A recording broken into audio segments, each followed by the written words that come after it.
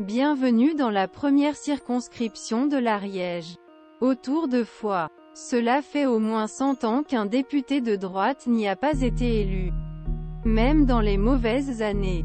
En 1968, 1993 ou 2017. Les électeurs ont toujours choisi un député de gauche. Et souvent largement. Le duel dissident LFI-NUP-PS qui s'annonce ce dimanche, au second tour d'une législative partielle, confirme le caractère exotique la région. Dans un pays où elle est plus de 10 années depuis qu'aucun candidat gauche n'a atteint le second tour d'une élection présidentielle.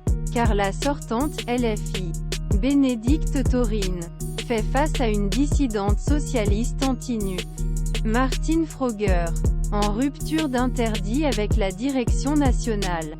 Dans le sillage Carole Delga, présidente de la région Occitanie. Les socialistes l'Ariège s'opposent notamment à la stratégie d'alliance avec les Insoumis.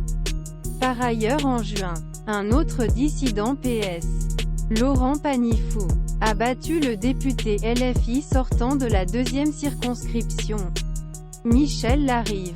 Une opposition extrêmement radicale, Panifou, qui siège dans le groupe des différents députés liaux de gauche de droite, fait campagne pour Froger et confirme « Nous sommes un territoire en résistance ».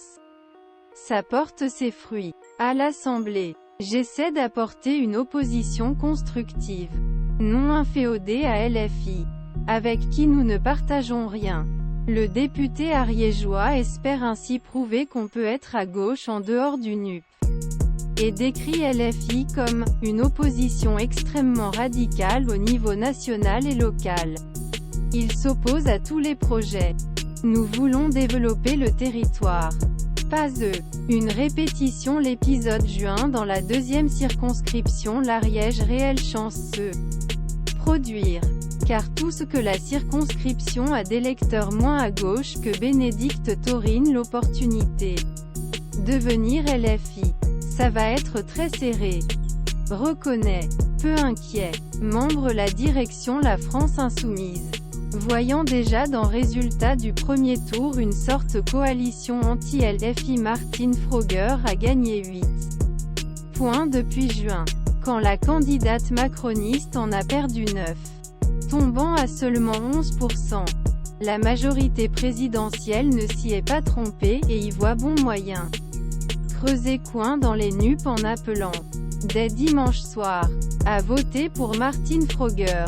Une stratégie qui, comme le pensent certains, comme député toulousain LFI Adrien Clouet, va provoquer sa chute. Boniment, elle n'a pas gagné. Assure. Confiant. Le premier secrétaire du PS, Olivier Faure. Mais chez NUP, on essaye déjà de relativiser une éventuelle victoire de Martine Froger. Extrapoler le résultat me paraît incongru et aléatoire, c'est l'Ariège, pas la France, explique le spécialiste des élections PS Pierre Jouvet.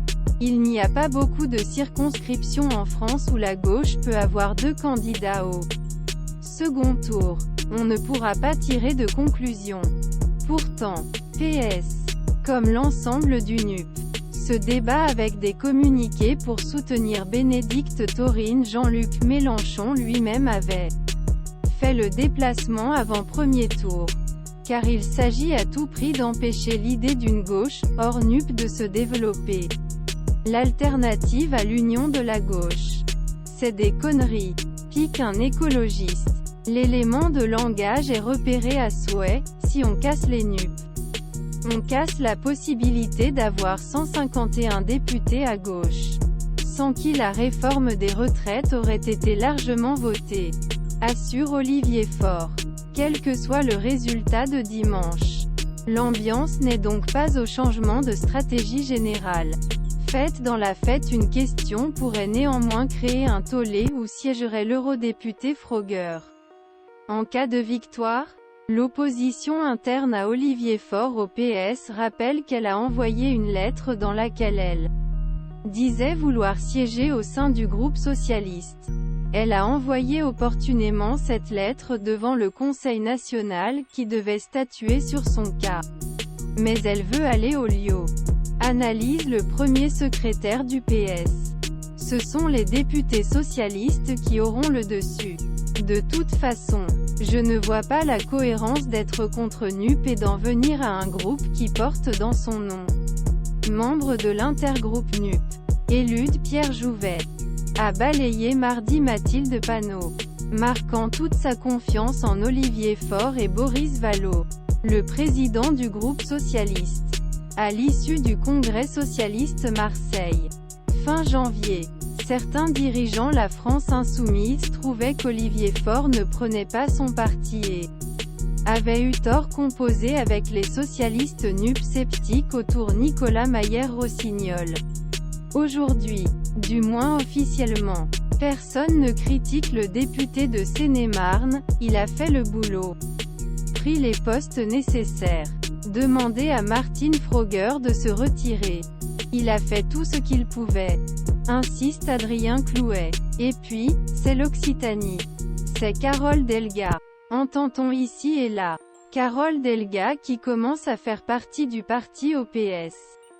C'est fort au Congrès. Elle a réussi à mobiliser à elle seule plus de 10% des militants qui ont voté dans le pays. Si on regarde les résultats en Occitanie. Analyse un stratège du camp fort. On sait tout ça.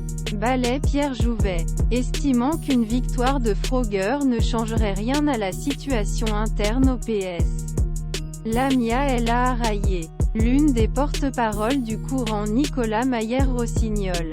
Semble tout de même avoir déjà commandé des bouteilles lactosérum, c'est tout de même absurde que la direction du Parti socialiste demande à un socialiste se retirer. Le groupe socialiste se croit assez fort pour se passer d'un député de plus.